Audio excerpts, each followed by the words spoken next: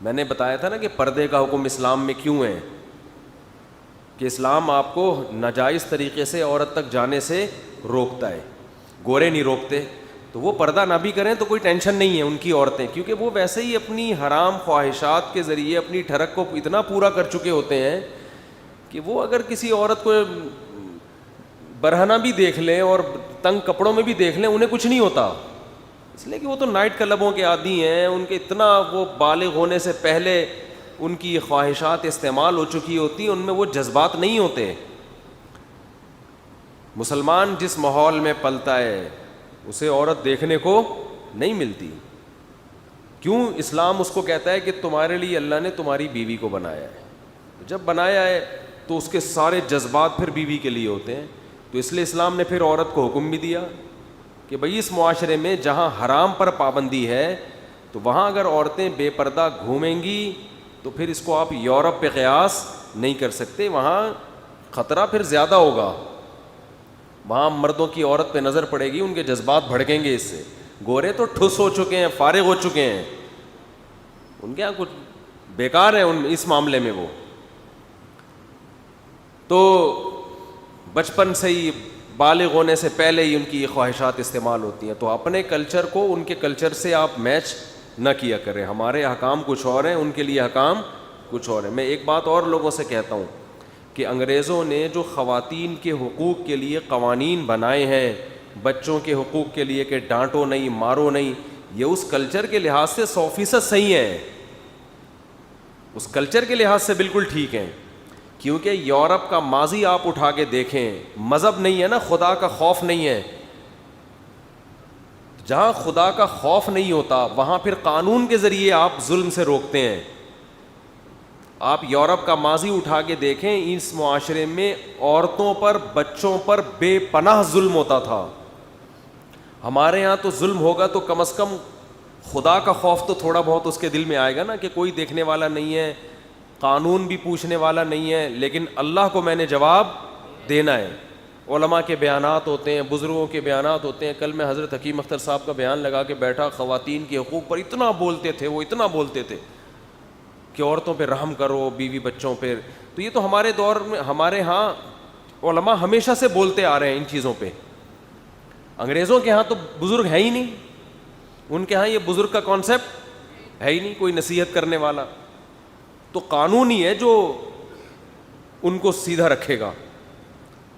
تو قانون سیدھا رکھے گا جس کا نتیجہ یہ ہوگا کہ اگر قانون کی گرفت ذرا سی بھی ڈھیلی ہوئی اور اتنی زیادہ قانون, کیونکہ وہ اگر یہ قانون بنائے نا کہ جائز ہاتھ اٹھانا تو جائز ہے, ناجائز جائز نہیں ہے, بچے پہ آپ ضرورت کے وقت تو مار سکتے ہیں بغیر ضرورت نہیں, تو فیصلہ کون کرے گا وہاں بیٹھ کے کہ کب ضرورت ہے کب ضرورت نہیں ہے. تو انہوں نے قانون بنا دیا بھائی ہاتھ اٹھانا ہی نہیں ہے. اس کے بھی سائیڈ افیکٹ ہیں, لیکن اگر وہ ہاتھ اٹھانے کی اجازت دیں تو اس کے سائیڈ افیکٹ زیادہ ہیں. ہمارے ہاں معاملہ الٹا ہے. میرا ایک دیہات گاؤں میں جانا ہوا, وہاں مجھے پتہ چلا کہ بھئی خواتین کو وراثت دینے کا رواج ہی نہیں ہے, اور عورتوں پہ سختی بہت ہوتی ہے. اس طرح کی کچھ باتیں سامنے آئیں, تو میں نے وہاں بیان کیا بھئی عورت پہ سختی جائز نہیں ہے, آپ کو قیامت کے دن اللہ کے سامنے جواب دینا پڑے گا. پتہ چلا علماء بھی کرتے رہتے ہیں, وراثت میں ان کا حق دو. اب آپ بتاؤ, قانون تو کوئی بھی نہیں ہے, قانون ان کو سیدھا نہیں کرتا. تو ان معاشروں میں جو خیر ہے نا, تھوڑی بہت اگر کوئی خیر ہے تو وہ مذہب کی وجہ سے ہے.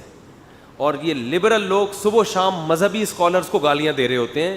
یعنی ایک خیر کی چیز بھی اگر ہم ختم کر دیں معاشرے سے, پھر تو یہ درندہ بن جائے گا معاشرہ ہمارا, کیونکہ گوروں کو ٹائٹ کیا ہوا ہے ان کے لاء نے, قوانین نے, اور ہمارے ہاں قانون بالکل بھی نہیں ہے. کوئی مارتا پیٹتا ہے, کچھ بھی کرے, کوئی قانون پوچھتا ہے اس کو؟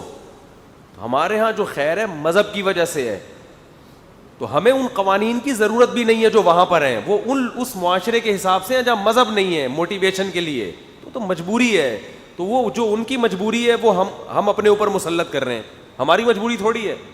بات سے بات چل پڑی. ایک اور بات میں کرتا ہوں, ہمارے ہاں جو خواتین کے حقوق پر آواز اٹھانے والی تنظیمیں ہیں, جب بھی آواز اٹھایا کریں نا, ایک بات ان سے پوچھا کرو کہ آپ مردوں کے حقوق پہ بھی آواز اٹھاؤ.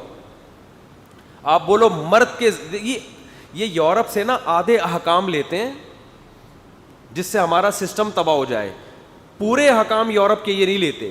یورپ میں لا ہے کہ شوہر کے ذمے بیوی کا خرچہ بالکل بھی نہیں ہے. سمجھتے ہو؟ تو یہ یورپ کی باتیں اور مغربی کلچر کی باتیں تو کرتے رہتے ہیں. تو بھائی میں کہتا ہوں کہ جب آپ وہاں سے عورت کے حقوق لے کے ہمیں سکھا رہے ہیں تو یہاں مردوں کے حقوق بھی وہیں سے لیں. آپ پھر بولے مرد کے ذمے بیوی کو کمانا اور کھلانا، بولو نہیں. تو جتنی خواتین کے حقوق کی تنظیمیں جب آواز اٹھایا کریں نا عورت کے حقوق پر، تو ان سے بولا کہ مردوں کا بھی حق ہے. بھائی جس فیملی کی آپ کلچر کی آپ بات کر رہے ہو تو اس کلچر میں تو مرد کے ذمے نہیں ہے بیوی کو کھلانا پلانا.